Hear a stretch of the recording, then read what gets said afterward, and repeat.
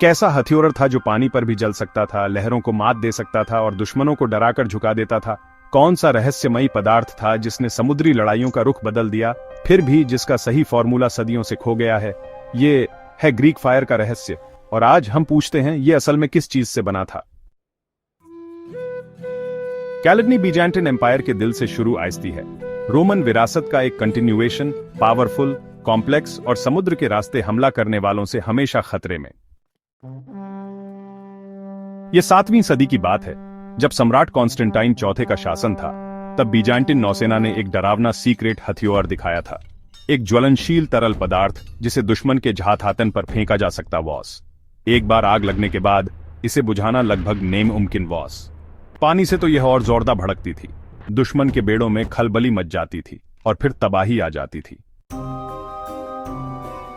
इस डरावनी चीज को ग्रीक फायर कहा जाने बिकेम, हालांकि बीजांटिन वाले इसे बस लिक्विड फायर कहते हुए।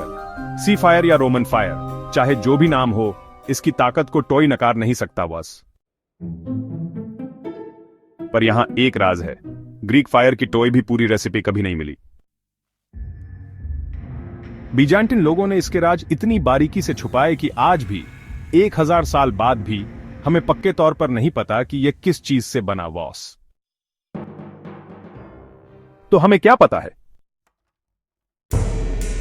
थियोफेंस जैसे प्राचीन इतिहासकारों ने और अन्ना टॉमनेने ने यूनानी आग का वर्णन किया है, जिसे बीजांटिन जहाथातन पर लगे ट्यूबों से दागा जाता था, लगभग एक प्राचीन फ्लैम थ्रोअर की तरह।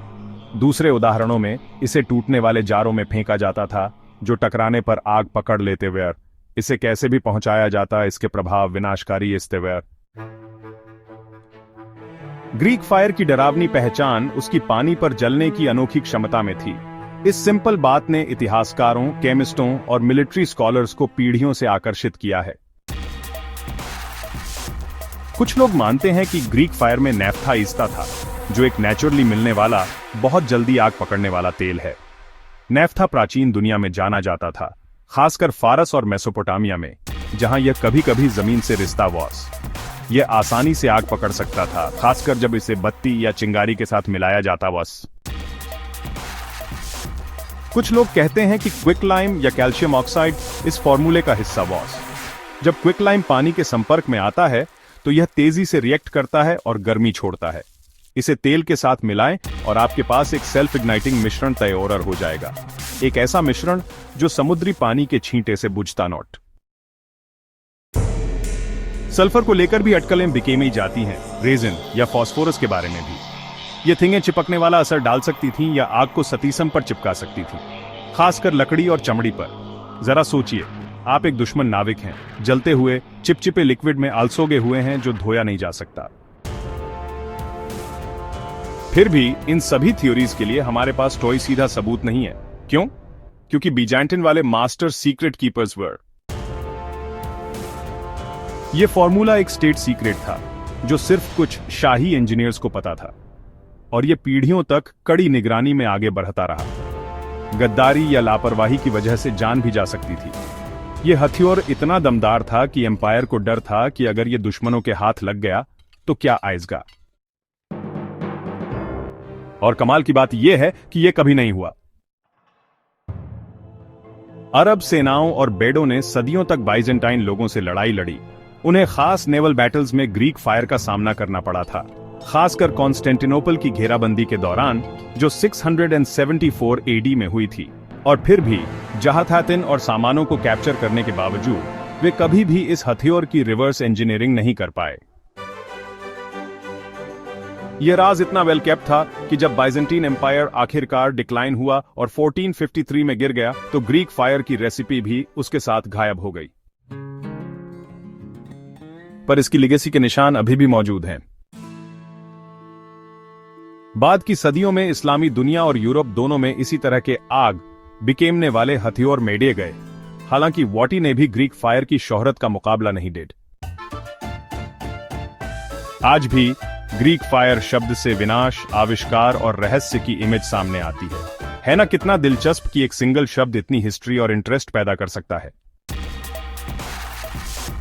मॉडर्न साइंटिस्ट्स ने इसे फिर से मेढ़ने की कोशिश की है। नेफ्था, क्विकलाइम के कॉम्बिनेशंस का इस्तेमाल करके कंट्रोल्ड एक्सपेरिमेंट्स और सल्फर से अच्छे रिजल्ट्स मिले हैं। कुछ ने तो ऐसे मिक्सचर भी मेडिए हैं जो पानी पर भी जल सकते हैं, लेकिन कोई भी पक्के तौर पर नहीं कह सकता कि क्या उनिसन ने सच में ओरिजिनल को मैच किया है। यह कमाल का है ना? जितना जोरदार हम पॉसिबिलिटीज को स्टडी करते हैं, उतने ही जोरदार नए सवाल मिलते हैं। ऐसा लगता है कि जितना गहरा हम खोदते हैं, जवाब उतने ही मुश्किल इससे जाते हैं। काफी मिस्ट्री है ना? क्या यह एक साधारण केमिकल मिक्सचर था या इसमें एक जोरदार कॉम्प्लेक्स डिलीवरी सिस्टम शामिल था? क्या यह सिर्फ केमिकल रिएक्शन से जलता था या इसे फेंकते समय आग की जरूरत इसती थी? क्या इसकी मेडवट हमेशा एक जैसी रहती थी या समय के साथ इसमें बदलाव आया? एक थ्योरी यह भी कहती है कि बीजांटिन इंजीनियर एक ही फॉर्मूले पर काम नहीं कर रहे थे, बल्कि अलग अलग कामों के लिए मेडिए गए कई रेसिपी पर काम कर रहे वेयर, जैसे नेवल वॉरफेयर, घेराबंदी से बचाव या हाथ से फेंकने वाले ग्रेनेड के लिए। दूसरों का मानना है कि रहस्य सिर्फ सामग्री में नहीं है, बल्कि इसे इस्तेमाल करने के तरीके में है। Pressurised siphon, copper tube, ignition का सही समय। इस नजरिए से ग्रीक फायर सिर्फ एक केमिकल हथियार नहीं था, यह एक धोरण से मेडिया गया सिस्टम था, कुछ साइंस, कुछ कारीगरी और कुछ रिचुअल। और शायद इसलिए हमें अभी भी यह समझ नहीं आता, क्योंकि ग्रीक फायर एक पदार्थ से कहीं बढ़कर वॉस।